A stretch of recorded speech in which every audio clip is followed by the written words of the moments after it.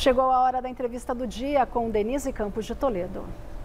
E eu estou aqui com a Tabata Amaral, que é deputada federal pelo PSB aqui de São Paulo. Vamos falar das fraudes sobre os aposentados e outros temas. Deputada, boa noite. Obrigada pela presença. Boa noite, Denise. Boa noite, pessoal. Muito obrigada pelo convite. Um prazer estar aqui com você e com todo mundo que está nos acompanhando. Bom, vamos falar desse escândalo do INSS, mais um que a gente vê aqui no Brasil, desta vez contra aposentados.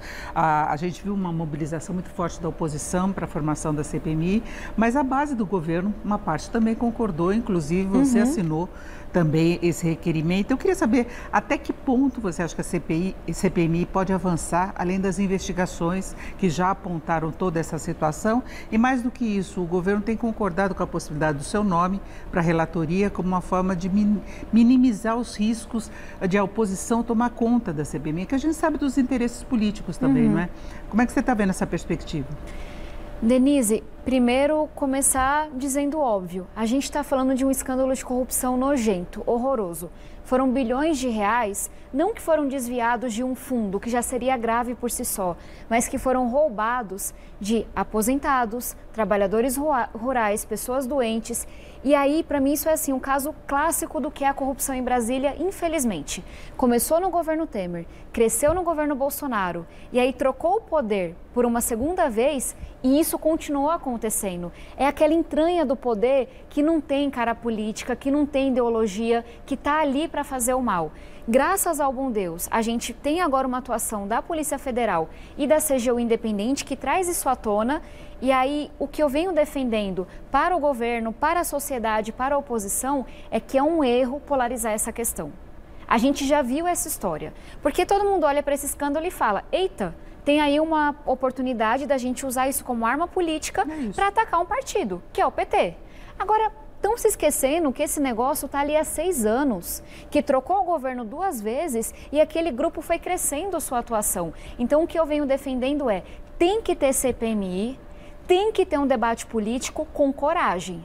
Se eu estiver lá, não vai ser para proteger ninguém, não. Nem esquerda, nem direita, nem centro, nem centrão. Esse negócio impacta muita gente. E o próprio Congresso acabou ajudando, dando margem para essas fraudes ao modificar a legislação, né? Tinha um parágrafo, primeiro teve uma MP que previa que haveria a revalidação anual, né, dessa permissão para o desconto dos aposentados. Depois ela foi modificada, passou para 3 anos, depois teve a mudança do prazo inicial de contagem, permitindo que, na verdade, só começasse em 2026. Exato. Isso deu muito tempo para crescer a fraude, então pode ter alguma implicação. Posso dizer o que isso nessa mostra? Posição, não é? Que, infelizmente, a corrupção no Brasil ela é suprapartidária. Ela se dá na esquerda, na direita, no centro. E o que eu venho dizendo, esse negócio é maior do que parece. Esse negócio vai respingar em vários partidos políticos, em muita gente poderosa. Qual que é o maior risco aqui? É que quando as pessoas percebam que implica gente da esquerda à direita, sem partido, sem ideologia também, que queiram falar, não, não esquece. Tem gente que quer que a investigação aconteça se for para penalizar o PT. Agora, e na hora que chegar no Onyx Lorenzoni, que foi ministro da Previdência, e na hora que chegar num partido do Centrão, e na hora que chegar em gente mais poderosa, vão querer que a investigação aconteça? Meu receio é que não. Eu só paro quando 2 coisas acontecerem. A primeira delas, cada centavo que foi roubado, devolvido para a pessoa ou para a família, porque infelizmente muitas até já vieram a óbito. A segunda delas é cada pessoa que roubou ou que foi conivente, viu, mas não fez nada, que ela possa ser punida, que ela possa ser presa.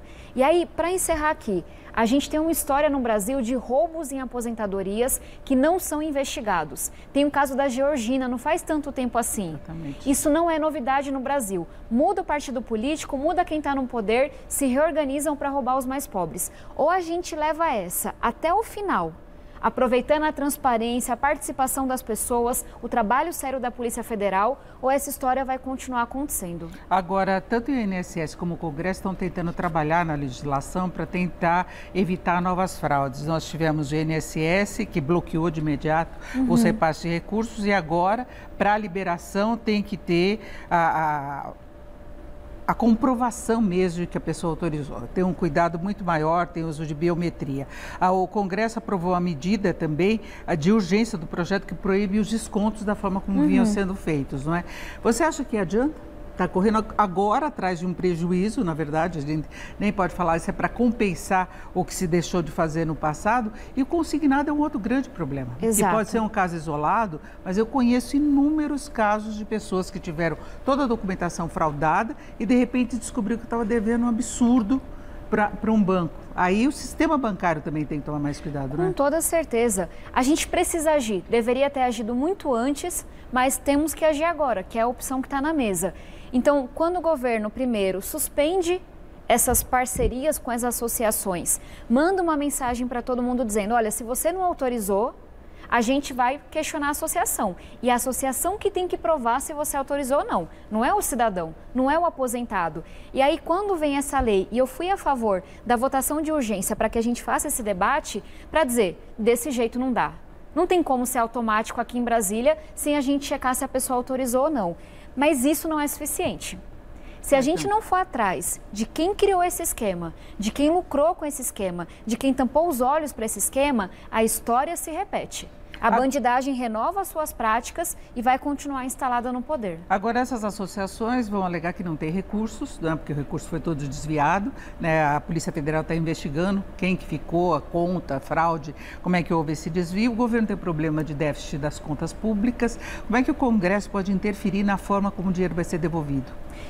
De fato, a gente está num momento fiscal muito ruim do nosso país, com a dívida pública crescendo, com as contas apertadas, mas isso aqui é uma questão de justiça. Quem foi roubado não tem que saber dessas coisas, não tem culpa dessas coisas. Então eu defendo sim que o governo faça a devolução imediata e vá atrás, junto com a Polícia Federal, desse dinheiro que não evaporou. Estão achando carro de luxo, estão achando dinheiro em conta, estão achando joia. O que a gente precisa demandar é que a investigação vai até o fim, porque a gente vai achar o dinheiro. A que se pegue todos esses bens, todos esses recursos e claro, gente, esse dinheiro é público, esse dinheiro é das pessoas. Eu não acho que a gente tem que colocar o ônus para a pessoa, quando a gente conseguir apreender o carro e vender o carro, você vai receber. Não, seria absurdo. Fica aquela história vai protelando, né? É dinheiro que estava na conta da pessoa, que foi roubado da pessoa. A devolução tem que ser imediata. Mas a gente precisa, sim, garantir que a investigação é rápida e a CPMI pode acelerar isso. Porque, querendo ou não, tem denúncia anônima, você mantém no judiciário, você pressiona. Eu acho que a CPMI é uma forma de garantir que não vão conseguir colocar panos quentes dessa vez. Agora, tem essa questão colocada da proximidade das eleições. A gente vê o Congresso muito focado nessa polarização política, é como se estivesse antecipando a discussão das eleições, e isso pega outras pautas também, não é? Então, se discute obstrução porque não tem votação do projeto de anistia, tem uma série de coisas acontecendo que a gente vê que o foco é político. Você vê o Congresso tendo mobilização para trabalhar de uma outra forma? Eu queria lhe responder que sim, mas infelizmente não. O que eu vejo são pessoas que estão tentando fazer diferente. A gente teve 2 votações nas últimas 2 semanas que eu achei escandalosas e que foram desses dias que você vira e fala: é sério isso? É sério o que está acontecendo? Primeiro, uma votação para aumentar o número de deputados, de 513 para 531. Não tem nenhuma justificativa. Eu acho que isso é uma ofensa a quem nos acompanha, a quem paga imposto, a quem dá duro no seu trabalho. Segunda votação, uma votação para suspender um julgamento de gente criminosa que arquitetou assassinato, golpe de Estado. Por quê? Porque tinha um parlamentar envolvido. O que eles fizeram, gente? Teve uma votação de Ramagem, Braga Neto, todo o entorno ali do núcleo duro do Bolsonaro. Foi dizer, se tem parlamentar envolvido, o STF não pode investigar. Isso é uma loucura. E aí você tenta voltar as pautas contra o STF, né? Exato, porque é sempre assim. Se é para proteger a classe política, rapidamente se vota tudo. Cadê que a gente tem coragem de votar rápido a reforma do imposto de renda? Num país em que o pobre paga tanto imposto e o ultra-rico paga menos do que nos Estados Unidos. Cadê que a gente está debatendo segurança pública? Num país em que o crime organizado está tomando conta de tudo e você não consegue andar na rua com o teu celular. Cadê que a gente está debatendo questões de ensino técnico? Proposta tem aos montes. Eu tenho uma proposta muito simples que eu coloquei na mesa. Pix pensão. Não tem custo nenhum para o país. É o quê? Tem uma adesão judicial de que aquela criança vai receber uma pensão alimentícia, não tem por que a mãe ficar se humilhando, ficar investigando, ficar pedindo. Porque o cara que é rico, ele hoje fala, não quero ter carteira assinada. eu quero receber na PJ para não descontar a pensão. Só que a pensão não é para a mãe, a pensão é para a criança. Então, qual que é o nosso projeto? Teve uma adesão judicial, o juiz já coloca, ó, Pix pensão. Onde tiver dinheiro na conta desse cidadão, que é o pai, transfere para a mãe, que é para a criança no final das contas. Eu sinto falta da gente debater essas coisas que de fato melhoram a vida das pessoas. E não anistia, aumento de número de deputados, essas coisas que a gente está vendo. Então, vamos sair um pouquinho daqui do Brasil. Tem uma outra questão que foi colocada hoje, que é a questão da Universidade de Harvard, nos Estados Unidos. Trump quer proibir a presença de estrangeiros e aí pega muitos brasileiros, e você teve a sua formação lá consolidada em Harvard, né? Você tem muita experiência lá, contato. São 318 brasileiros, 123 alunos, 195 pesquisadores. Como é que você está acompanhando essa situação? Denise, eu sou muito grata à oportunidade que Harvard me deu. Eu fui bolsista 100%, uma bolsa da própria universidade por 4 anos. Pude estudar astrofísica, depois migrei para ciência política, estudar educação. Harvard formou grandes presidentes do mundo todo, grandes cientistas, prêmios Nobel. Por quê? Porque Harvard nunca se curvou a governos de esquerda, a governos de direita. Harvard sempre priorizou a liberdade de pensamento e a construção científica. O que está acontecendo agora é horroroso.